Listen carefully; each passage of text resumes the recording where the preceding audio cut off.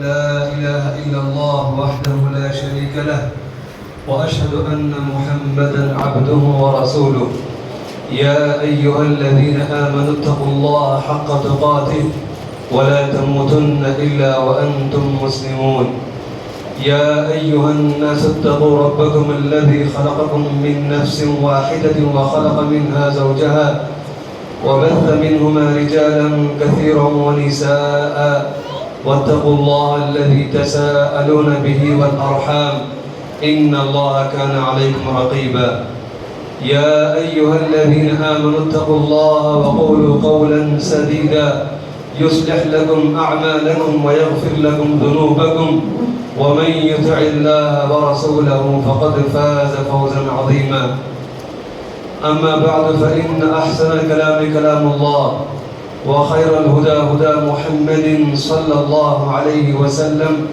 وشر الأمور محدثاتها وكل محدثة بدعة وكل بدعة ضلالة وكل ضلالة في النار فأعوذ بالله السميع العليم من الشيطان الرجيم من همزه ونفخه ونفثه قاف والقرآن المجيد بل عجبوا أن جاءهم منذر منهم فقال الكافرون هذا شيء عجيب أإذا متنا وكنا ترابا ذلك رجع بعيد قد علمنا ما تنقص الأرض منهم وعندنا كتاب حفيظ بل كذبوا بالحق لما جاءهم فهم في أمر مريج أفلم ينظروا إلى السماء فوقهم كيف بنيناها وزيناها وما لها من فروج والأرض مددناها وألقينا فيها رواسي وأنبتنا فيها من كل زوج بهيج تبصرة وذكرى لكل عبد منيب ونزلنا من السماء ماء مباركا فأنبتنا به جنات وحب الحصيد والنخل باسقات لها طلع نضيد رزقا للعباد وأحيينا به بلدة ميتا كذلك الخروج كذبت قبلهم قوم نوح وأصحاب الرس وثمود وعاد وفرعون وإخوان لوط وأصحاب الأيكة وقوم تبع كل كذب الرسل فحق وعيد أفعينا بالخلق الأول بل هم في لبس من خلق جديد وقال عز من قائل حكيما ثم أورثنا الكتاب الذين اصطفينا من عبادنا فمنهم ظالم لنفسه ومنهم مقتصد ومنهم سابق بالخيرات بإذن الله ذلك هو الفضل الكبير وقال النبي صلى الله عليه وسلم لا تمنعوا إماء الله مساجد الله محترم حاضرین جمعہ اور پردہ نشین خواتین اسلام،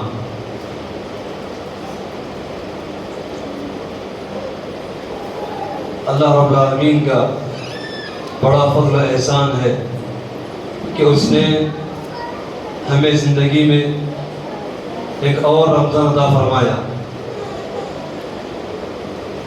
ایسی ہی عظیم اوقات کو، مبارک گھڑیوں کو حاصل کر کے مسلمانوں کو، مؤمنوں کو خوشی کا اظہار کرنا چاہیے، اطمینان کا اظہار کرنا چاہیے۔ اگر ان کی کوئی خوشی ہو سکتی ہے تو یہ خوشی سب سے اولین ترجیح اس کی ہونی چاہیے، کیونکہ یہ مبارک مہینہ جو کہ بہت بڑی فرصت کا مہینہ ہے، اور فرصت کے بارے میں یہ بات مشہور ہے کہ فرصتیں بہت انتظار کے بعد آتی ہیں اور آنے کے بعد دیر تک رہتی نہیں، بہت جلدی نکل جاتی ہیں، اور انہی اوقات کو، انہی غنیمتوں کو ہم فرصت کا نام دیتے ہیں۔ چنانچہ ماہ رمضان کے اندر جہاں ہم اچھی باتیں اور اچھے کام سیکھتے ہیں، سنتے ہیں، ان کی ترغیب کو علماء اکرام کی زبانی سماعت فرماتے ہیں، وہیں پر ہمارا دھیان ان غلطیوں پر بھی ہونا چاہیے جو ہم سے سرزد ہوتی ہیں، کیونکہ ایک عقل مند اور ہوشیار انسان وہ ہوتا ہے جو غلطیوں کو اپنے سامنے رکھ کر ان سے کوئی سیکھ حاصل کرتا ہے، ان کی اصلاح کرتا ہے اور ان کو درست فرماتا ہے۔ لیکن جو انسان عقل مندی اور ہوشیاری کا مظاہرہ نہ کرے، جو نادان ہو، وہ اس کی یہ حرکت ہوتی ہے کہ وہ غلطیوں سے سیکھ لینے کے بجائے، غلطیوں کو سدھارنے کے بجائے، بلکہ الٹا غلطیوں پر وہ ضد کے ساتھ اڑا رہتا ہے، قائم رہتا ہے، مصر رہتا ہے۔ ایسا انسان ہوشیار نہیں بلکہ نادان اور ناسمجھ کہلاتا ہے۔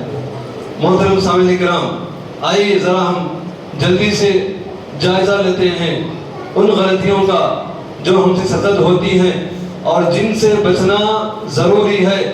ان میں سے ایک غلطی یہ ہوتی ہے کہ ہم یا ہمارے مسلمان نوجوان بچے اور بچیاں، ان کا یہ معمول ہوتا ہے کہ تراویح کے بعد، وتر کے بعد جب اپنے گھر پہنچتے ہیں تو جلدی سونے کے بجائے موبائل میں مصروف رہتے ہیں،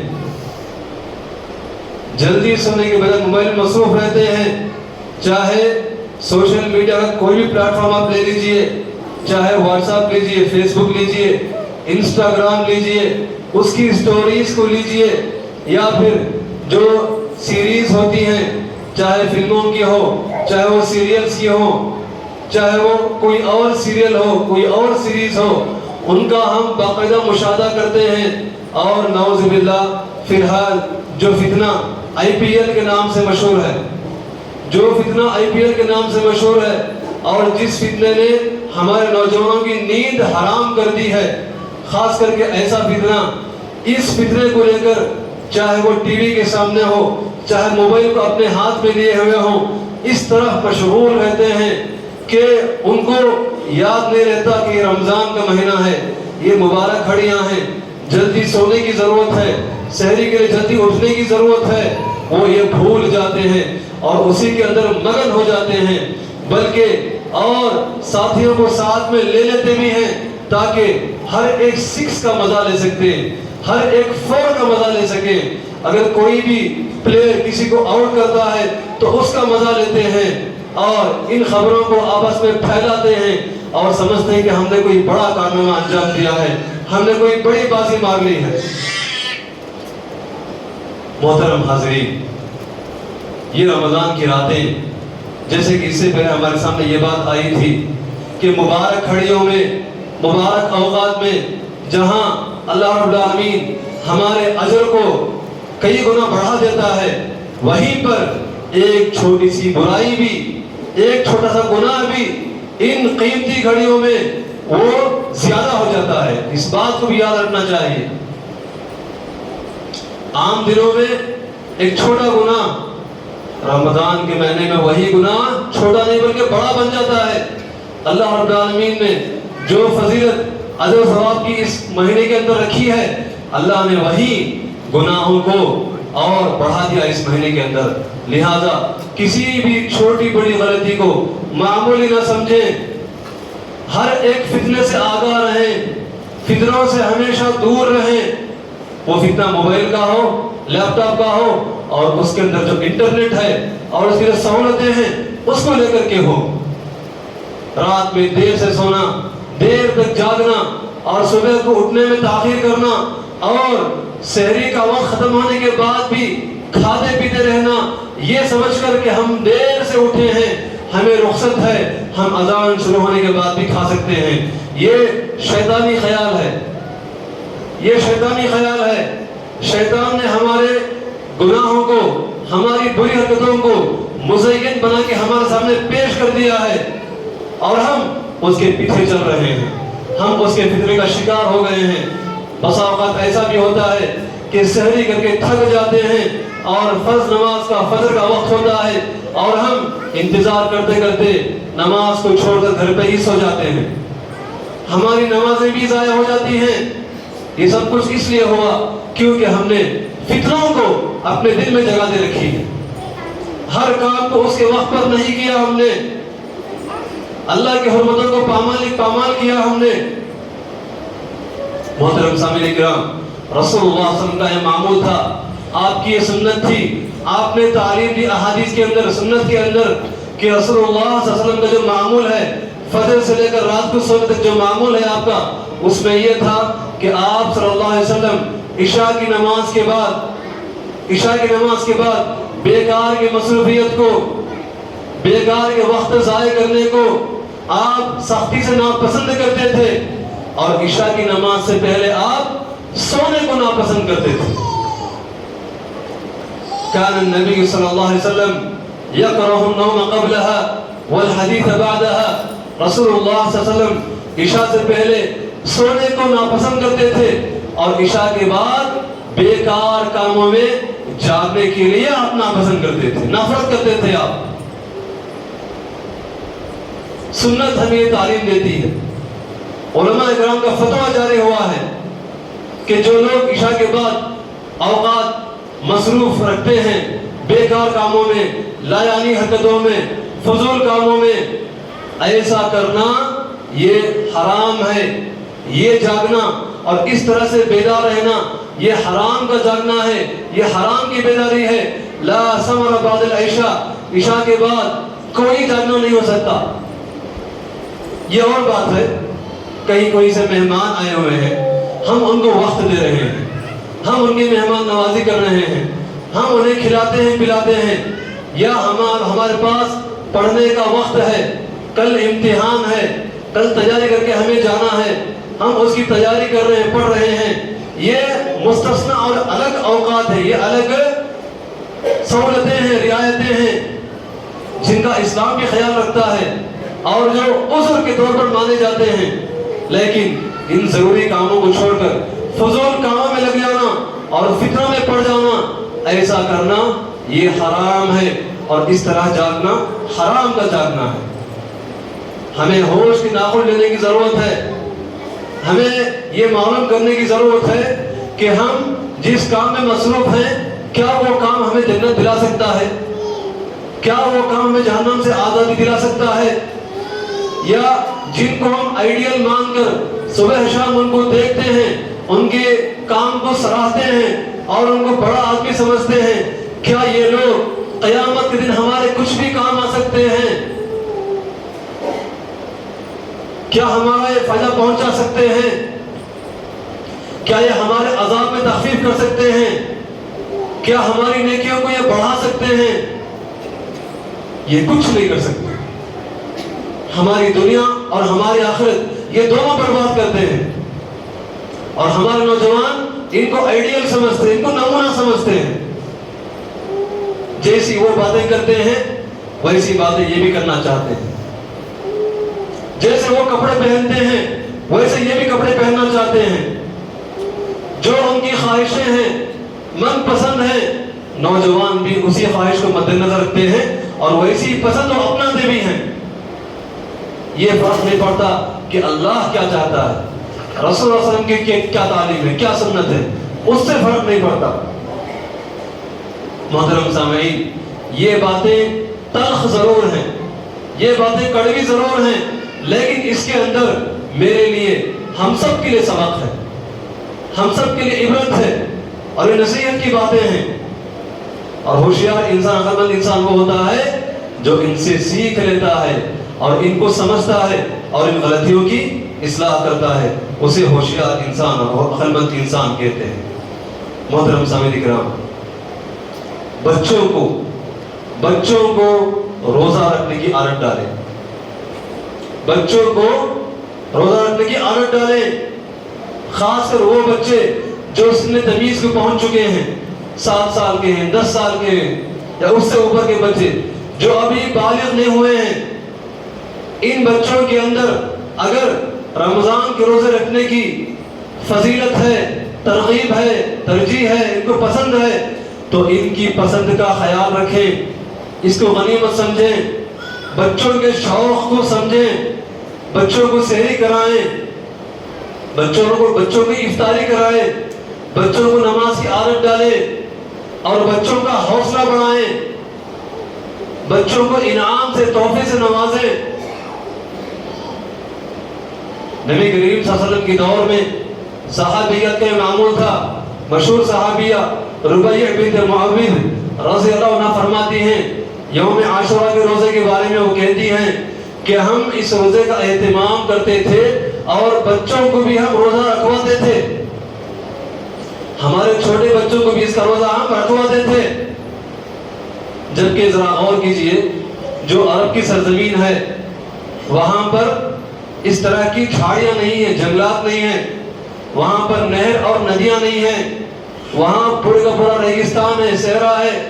उस वक्त वहां फैन नहीं थे, पंखे नहीं थे, वहां पर एसी का इंतजाम नहीं था, सख्त गर्मी में वो रहा करते थे।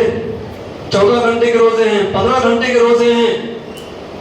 ऐसे औकात में भी, ऐसे दिनों में भी सहाबियात अपने छोटे बच्चों को रोजा रखाया करते थे। और जब बच्चे भूख और प्यास को तड़पते हुए जब वो रोया करते थे तो खिलौने बना करके बच्चों को दे दिया करती थी सहाबियात। और वो बच्चे मस्जिद में आते, खिलौने से खेलते रहते थे और भूख को प्यास को भूल जाया करते थे। इफ्तार का वक्त सामने आ जाता और इफ्तारी कर लिया करते थे, खा भी लिया करते थे और उनकी भूख मिट जाया करती थी। तो सहाबियात कैसे अपने बच्चों को खैर के कामों की आदत डाला करती थी, हमें इसके सबक हमें देना चाहिए। सहाबियात का ये मामूल था कि वो अपने बच्चों को मसाजिद में लाया करती थी बाकायदा पाबंदी के साथ। जो लोग बच्चों को मसाजिद में आने से रोकते हैं वो भी ये बात सुन ले कि सहाबियात रज़ियल्लाहु अन्हुन्ना ये भी अपने बच्चों को नमाजों के लिए मस्जिद में लाया करती थी। बच्चे दो किस्म के होते हैं, एक बहुत छोटे होते हैं और एक बच्चे वो हैं जो तमीज की उम्र को पहुंच चुके हैं, जो सामने वाले का सवाल सुनते हैं और सवाल का सही जवाब देते हैं। 7 साल के हैं, 10 साल के हैं, ये बच्चे तमीज की उम्र को पहुंच चुके हैं, अच्छे और गलत में फर्क कर सकते हैं। और कुछ बच्चे होते हैं जो उससे भी कम उम्र के होते हैं। सहाबा के दौर में ये बच्चे भी वो बच्चे भी सब के सब मसाजिद को आया करते थे। रसूलुल्लाह सल्लल्लाहु अलैहि वसल्लम को, सहाबा किराम को इससे कोई तकलीफ नहीं होती थी, इससे वो तंगी महसूस नहीं करते थे। सही बुखारी की रिवायत है, रसूलुल्लाह सल्लल्लाहु अलैहि वसल्लम फरमाते हैं, इन्नी लअदखुलु फिस्सलाह फउरीदु इतालतहा, मैं नमाज में दाखिल होता हूँ, मुसल्ले पे खड़े होता हूँ नमाज पढ़ाने के लिए, नमाज में शुरू करता हूँ और मेरे दिल में ख्याल रहता है कि मैं नमाज को लंबी करूँ। इतने में क्या होता है, फअस्मअ बुका अस्सबी, इतने में मैं बच्चे की आवाज रोने की सुनता हूँ, मैं बच्चे के रोने की आवाज सुनता हूँ। फअतजव्वज़, मैं उसी वक्त नमाज को मुख्तसर कर देता हूँ, क़ियाम को मुख्तसर में कर देता हूँ। कहीं ऐसा ना हो कि उसकी माँ वो परेशान हो जाए, फितने में वो पड़ जाए, वो परेशान हो जाए कि मैं बच्चे को क्यों लेकर के आई, बच्चा रो रहा है, लोगों की नमाज खराब हो रही है, कहीं ये ख्याल उस माँ के दिल में ना आ जाए, इसलिए मैं नमाज को लंबी करना चाहता हूँ और बच्चे की रोने की आवाज सुनकर के उसे मुख्तसर कर देता हूँ। सहाबियात बच्चों को मसाजिद में लाया करती थी। जो बच्चे 7 साल के हैं, 10 साल के हैं, उनके बारे में तो शरीयत ने हमें तालीम दी है। रसूलुल्लाह सल्लल्लाहु अलैहि वसल्लम ने फरमाया, मुरू औलादकुम बिस्सलाह वहुम अब्नाउ सबअ वज़रिबूहुम अलैहा वहुम अब्नाउ अश्र, के जो बच्चे 7 साल के हो चुके हैं उन बच्चों को नमाज का हुक्म दो, पाबंदी करो, ताकीद करो। वज़रिबूहुम अलैहा, उन बच्चों को मारो। 10 साल के जब हो जाए और नमाज छोड़े तब उन बच्चों को मारो। मारने की भी तालीम दी है, अदब सिखाने की भी तालीम दी है।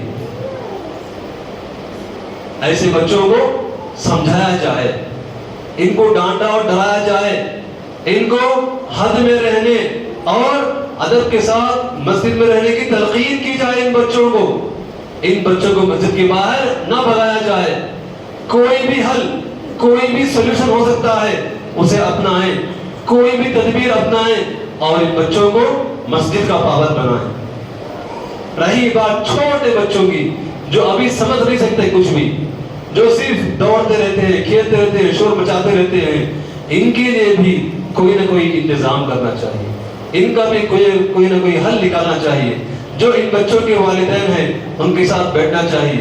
جب ان بچوں کی شرارت بہت زیادہ ہو جائے کہ قابل برداشت نہ ہو, ایسی صورت میں ان بچوں کے والدین کو ساتھ میں لیا جائے, ان کو سمجھایا جائے اور کوئی حل تلاش کیا جائے. لیکن مطلق طور پر بچوں کو مساجد سے دور کر دینا یہ اچھی بات نہیں ہے, یہ اچھی بات نہیں ہے, بلکہ یہ بہت بڑی نادانی کہلائی جائے گی. بچوں کا امتحان جب رمضان کے مہینے میں آتا ہے, وہ بچے تو 10 سال کے ہیں, 15 سال کے ہیں, 20 سال کے ہیں, جو 10th میں ہیں, پی یو میں ہیں یا اس سے بھی اونچی کی جماعت میں پڑھتے ہیں, ان بچوں کا امتحان جب رمضان میں آ جاتا ہے تو اس وقت والدین یہ سمجھتے ہیں کہ بچوں کو روزے چھوڑوا دیں گے, بچوں کو روزے سے آزاد کر دیں گے تاکہ بچہ محنت سے پڑھے, بچہ روزوں کو چھوڑ دے امتحان کے خاطر. محترم سامعین, یہ ایسی بات بالکل صحیح نہیں ہے, یہ بات صحیح نہیں ہے, کیونکہ جو بچے بالغ ہیں یہ بچے امتحان کے بہانے سے بھی اور فرض روزے کو چھوڑ نہیں سکتے. امتحان کے بہانے سے بھی فرض روزے کو نہیں چھوڑ سکتے. وہ بچے جو بالغ ہو چکے ہیں کیونکہ ان کے اوپر یہ اسلامی پابندیاں عائد ہوتی ہیں, یہ ان پر فرض اور واجب ہے. بہانہ کوئی بھی نہیں چلے گا. اگر ماں باپ ان بچوں کو زبردستی کرتے ہیں, روزہ چھوڑواتے ہیں, تو یہ ماں باپ بہت بڑی غلطی کر رہے ہیں, وہ بھی گناہ کا ذریعہ بن رہے ہیں. اور حدیث میں ہے رسول اللہ صلی اللہ علیہ وسلم نے فرمایا لا طاعت لمخلوق فما فی معصیۃ الخالق. خالق کو ناراض کر کے مخلوق کی اطاعت نہیں ہو سکتی. ہاں, کوئی بچہ بیمار ہے, کسی بچے کے پاس کوئی عذر ہے, کوئی بچہ امتحان لکھنے کے لیے دور کا سفر کرنا پڑتا ہے اسے, یا اس کی طبیعت میں تبدیلی آ جاتی ہے, یہ اور بات ہے. لیکن جو بچہ صحت مند ہے, کھاتا ہے, پیتا ہے اور آرام سے رہتا ہے, بھوک اور پیاس کو برداشت بھی کر سکتا ہے, اور وہ بچہ بالغ ہے, تو ایسے بچوں کو ہم امتحان کے بہانے سے, عذر سے, روزوں سے ان کو آزاد نہیں کر سکتے, روزے ان سے ہم چھڑا نہیں سکتے. محترم سامعین کرام, عورتوں کو مساجد میں آنے سے ہرگز نہ روکیں. الحمدللہ یہ ہماری خوبی ہے, یہ ہماری خاصیت ہے, اور قابل مبارکباد صفت ہے ہماری یہ کہ ہم اپنے منہج اور اپنے مسلک کے مطابق خواتین کو کبھی بھی مساجد میں آنے سے ہم روکتے نہیں ہیں. ہم حدیث پر عمل کرتے ہیں, یہ ہمارا فخر ہے, یہ ہماری امتیازی شان ہے الحمدللہ. لیکن ایک واقعے کو آپ اپنے سامنے رکھیں کہ ایک مرتبہ صحابی رسول ابن عمر رضی اللہ عنہما نے حدیث سنائی لا تمنعوا اماء اللہ مساجد اللہ, یا لا تمنعوا نساءکم المساجد اذا استأذنکم الیہا. جب تمہاری عورتیں مساجد کو آنے کے لیے تم سے پرمیشن مانگے تو ان کو ہرگز مساجد کو آنے سے مت روکو, بلکہ ان کو مساجد کو آنے دو. تو ابن عمر کے ایک فرزند جن کا نام بلال تھا, انہوں نے کہا واللہ لنمنعہن. ابن عمر صحابی کے فرزند بلال نے کہا قسم اللہ کی ہم مساجد میں آنے سے عورتوں کو روکیں گے. صحابی رسول کو بہت غصہ آیا, اور اپنے بیٹے بلال کو اتنا ڈانٹا کہ کہتے ہیں اس سے پہلے اتنا برا کبھی اور ڈانٹا نہیں تھا. کس لیے ڈانٹا؟ اس لیے ڈانٹا کہ ہم رسول اللہ صلی اللہ علیہ وسلم کی حدیث تمہارے سامنے سنا رہے ہیں, اور جس میں عورتوں کے مساجد میں آنے کی بات کی جا رہی ہے, اور اے بیٹے تم قسم کھا کر کہتے ہو کہ ہم مساجد کو آنے سے عورتوں کو روک دیں گے. باپ کو بڑا غصہ آیا اور باپ نے برداشت نہیں کیا, بیٹے کو ڈانٹا اور بیٹے کی اصلاح کی, بیٹے کو سمجھایا. بہرحال کہنے کا مطلب یہ ہے کہ مساجد کو عورتیں آ سکتی ہیں، لیکن شرط یہ ہے کہ وہ فتنے کا ذریعہ نہ بنے، فتنے کا ذریعہ نہ بنے۔ جب وہ گھر سے نکلے مساجد کو آنے کے لیے تو کسی طرح کی زیب و زینت کا، خوشبو کا، ادھر کا استعمال نہ کریں۔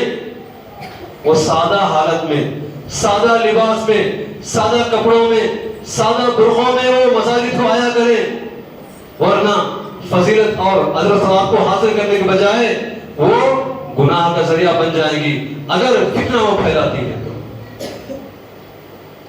عورتیں سادہ لباس میں، سادہ حالت میں اور سادہ برقعوں میں آیا کریں اور کسی طرح کے فتنے کا ذریعہ نہ بنے۔ اور اس سے پہلے بھی تاکید کی گئی، تنبیہ کی گئی ہے کہ جو ہمارے مرد حضرات سے، ان سے یہ گزارش ہے، عاجزانہ گزارش ہے، ادباً گزارش ہے کہ جو اوقات عورتوں کے مساجد میں آنے کے یا مساجد سے باہر نکل گھروں کو جانے کے ہیں، ان اوقات میں وہاں پہنچ کر عورتوں کا راستہ ہرگز نہ روکے، عورتوں کا راستہ ہرگز نہ روکے۔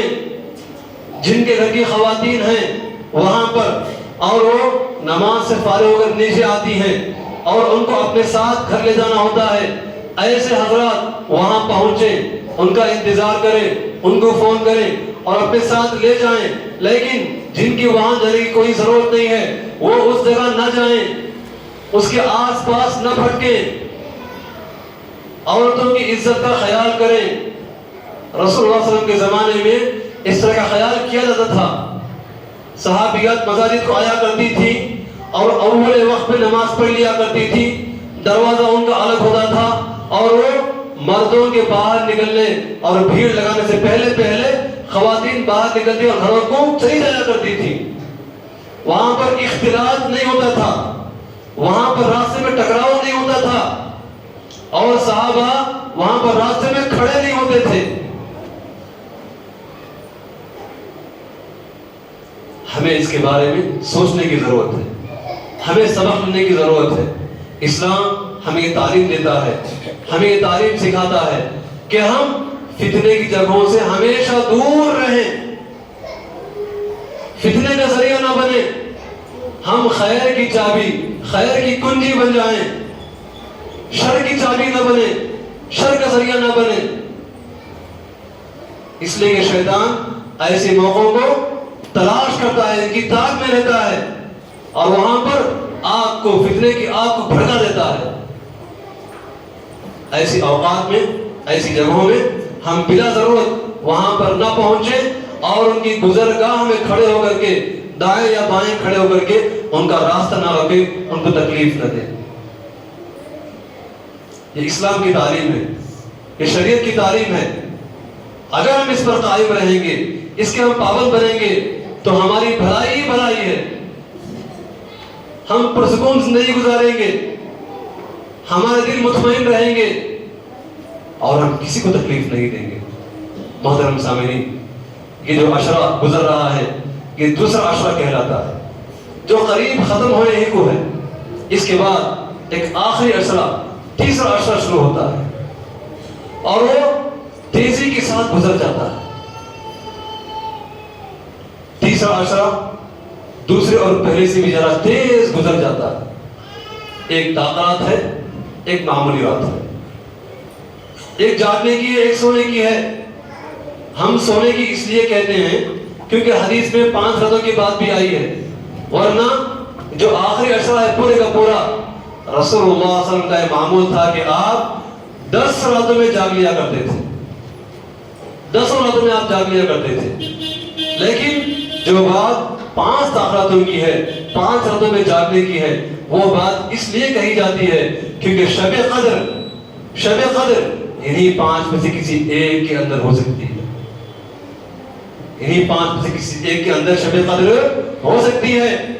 وہ 26ویں بھی ہو سکتی ہے، 27ویں ہم کہتے ہیں وہ بھی ہو سکتی ہے، وہ 21ویں، 23ویں، 25ویں، 29ویں بھی ہو سکتی ہے۔ اس کی علامتیں احادیث کے اندر مشہور ہیں جن کے بارے میں انشاءاللہ اور ہم سنیں گے۔